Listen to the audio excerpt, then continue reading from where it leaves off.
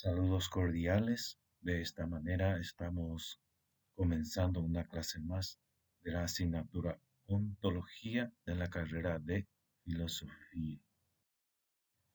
En esta clase vamos a dar por terminada la unidad 2, que habla sobre las claves de la ontología fenomenológica. En esta última parte de esta unidad vamos a abordar sobre Husserl y la fenomenología. En la clase anterior ya habíamos hablado sobre este filósofo alemán que se destacó por abordar el tema de la fenomenología. En esta clase vamos a hablar sobre los temas que tienen que ver con la autonomía y la ética, la filosofía científica, qué es la fenomenología trascendental y la intencionalidad. Todos estos puntos vamos a abordar desde la filosofía de Husserl.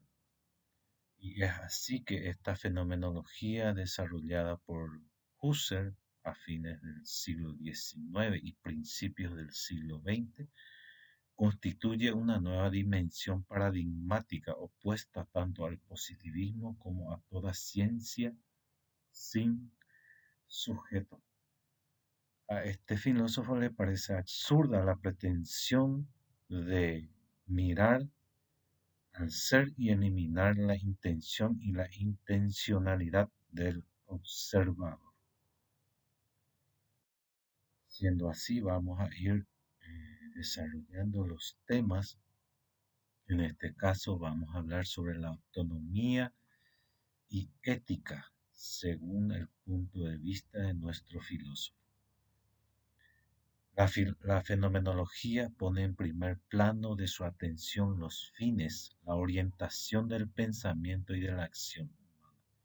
Las ciencias y especialmente las ciencias del espíritu se tornan irracionales cuando se exige al investigador excluir toda posición valorativa, todo preguntar por la razón y la sinrazón de la humanidad y de sus formaciones culturales, que es el tema de su estudio. Para Husserl es central no abandonar la perspectiva ética al autoconformarse como sujeto y como científico. El ser humano debe observarse, conocerse a sí mismo al mismo tiempo como sujeto y como objeto de estudio, como aquello a lo que aspira y tiende a convertirse. Cuestionarse sobre esas aspiraciones y sus procesos es un asunto clave de la ética y de la ciencia que se orienta también por los ideales éticos. La ética es la sistemática búsqueda del bien y de la verdad. Su desarrollo tiene que generarse a partir de la situación y la intencionalidad de cada individuo. La forma de vida del hombre ético supone para Husserl autonomía y tiene un carácter admirable, porque gana la belleza espiritual superior del combate moral por la claridad, la verdad, el derecho y brotando de ello la belleza que dimana de la bondad genuina del hombre, que se ha convertido en su segunda naturaleza. Por su parte, la filosofía científica dice que la razón se limita a sí misma cuando sólo considera como verdadero lo verificable, independientemente de a quién y cómo sirva, la razón se confina, se coarta a sí misma cuando no muestra ni quiere mostrar su perspectiva humana, social, histórica. Si no se plantea seriamente hacia dónde se encaminan sus ideales, sus normas, sus creencias, el científico y sus instrucciones pueden convertirse en monstruosas cuando su intencionalidad se oculta al mundo y hasta a los propios actores que la respaldan y salvaguardan.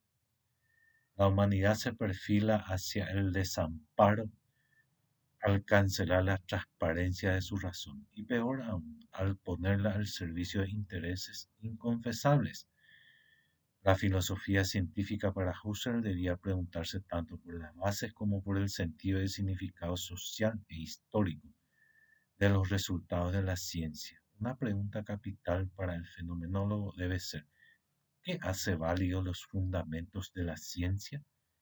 No es legítimo que la epistemología se base en la ciencia, sino que reconstruye y explique los fundamentos de cada ciencia. La filosofía científica mucho menos puede basarse en la técnica.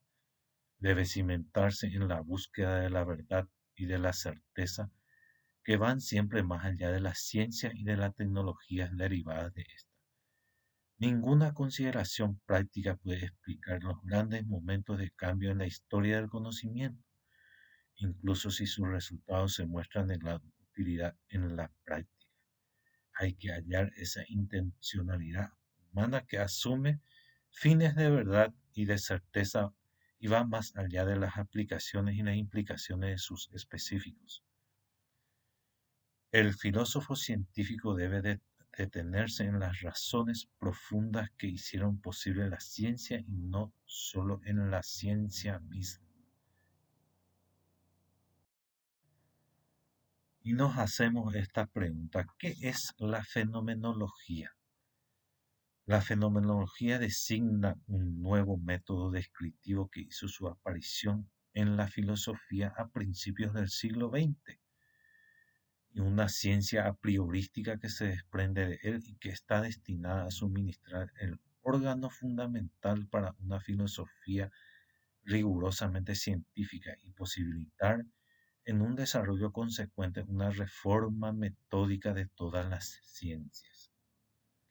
Es una ciencia priorística porque parte de la vivencia del sujeto, y la vivencia considerada como intencional. Esta vivencia intencional no parte del objeto, sino de la conciencia de quien la observa al objeto. El tema filosófico trascendental no busca el ser, sino objetos intencionales, es decir, objetos asumidos por la subjetividad o la intersubjetividad. No mira hacia el mundo, sino hacia mundos posibles, desarrollables a partir de los fines del sujeto individual o colectivo. La fenomenología no busca contemplar el objeto mismo, sino la forma en que es captado por el sujeto desde su intencionalidad y puesto en perspectiva espacio-temporal. La conciencia intencional se mueve en las tres dimensiones del tiempo: la imaginación, que prefigura futuros; las sensaciones vividas en el presente; y la memoria referida a un pasado ya existente. Sin embargo, yo puedo imaginar qué futuro puede ser la base firme o el pasado de un futuro exitoso que quiero construir. Esta condición temporal me permite planear y trascender las condiciones del hoy experimentable empíricamente. La conciencia puede recordar y discernir con base en las relaciones experimentadas en el pasado. El percatarse de ellas, el sujeto poseedor de esa conciencia tiene sensaciones dejadas en él por esa evocación del pasado en el presente. Esto le permite sobrepasar y proyectar sus acciones futuras.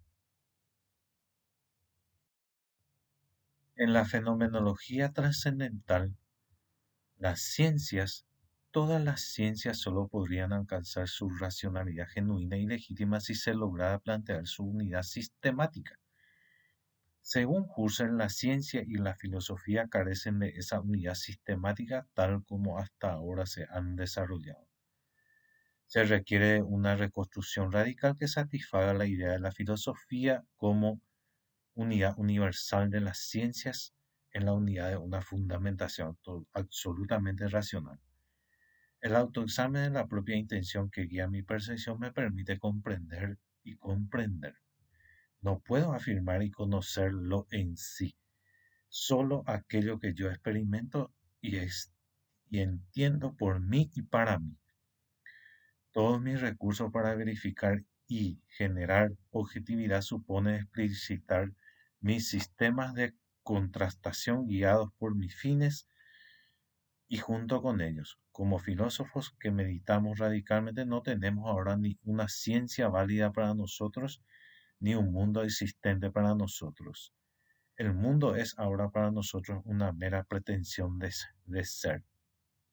Nos abstenemos de toda posición respecto de ser y de las ilusiones de mi sentido, también de mis juicios, ya que si no tengo una posición en relación al ente, tampoco puedo juzgarlo. A esto le llama Husserl la epogé fenomenológica, es decir, el mundo de la conciencia que permite a cada sujeto generar metódicamente la objetividad del mundo, como mundo con sentido para mí. Me miro entonces como conciencia del mundo y no miro al mundo como existente allí fuera, afuera de mí. La epogé fenomenológica es el recurso metodológico fundamental. Mediante la epogé fenomenológica me aprendo a mí mismo como conciencia del mundo y como generador de sistemas de objetividad.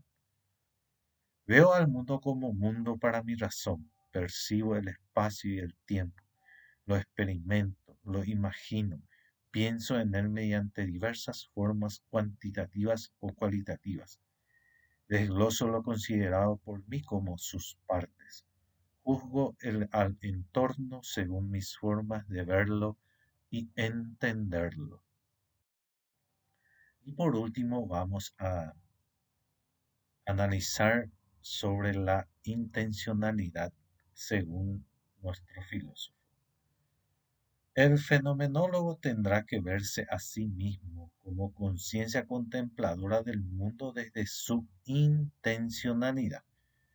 A esto le considera ego puro, corriente pura de pensamiento referido a las múltiples operaciones de sus cogitaciones. Los métodos del fenomenólogo no podrán considerar al objeto como dados en sí mismos, con la ingenua expresión tal como son, sino sólo como percibidos por una conciencia orientada por sus fines. Entonces el investigador tendrá que cuestionarse cómo es la forma mediante la cual es captado el mundo por su conciencia intencional. La intencionalidad es clave para percibir a mi subjetividad en el mundo. Y aquí Husserl nos dice, la característica fundamental de los modos de conciencia es en los cuales yo vivo como yo es la denominada intencionalidad. Los modos de ser del sujeto se orientan y definen por sus intenciones y sus intencionalidades. Como conclusión, entonces, podemos decir que un objetivo clave de la fenomenología trascendental es esclarecer sistemática y específicamente las referencias intencionales, diversas y múltiples configuradoras de las ideas que definen o puede definir al mundo circundante de cada sujeto. Una tarea es hacer tipologías, caracterizaciones, taxonomías y teorías que perfilen y expliquen intencionalidades específicas. Estas ideas configuradoras del mundo como mundo percibida por el sujeto son o tienden a ser reguladoras de las tendencias personales y anímicas de los individuos y sus comunidades intersubjetivas, reguladora de la vida racional, perceptiva, anímica, ética, jurídica y de otros órdenes. Bien, entonces de esta manera llegamos al término de esta clase y volvemos a reencontrar en la próxima clase.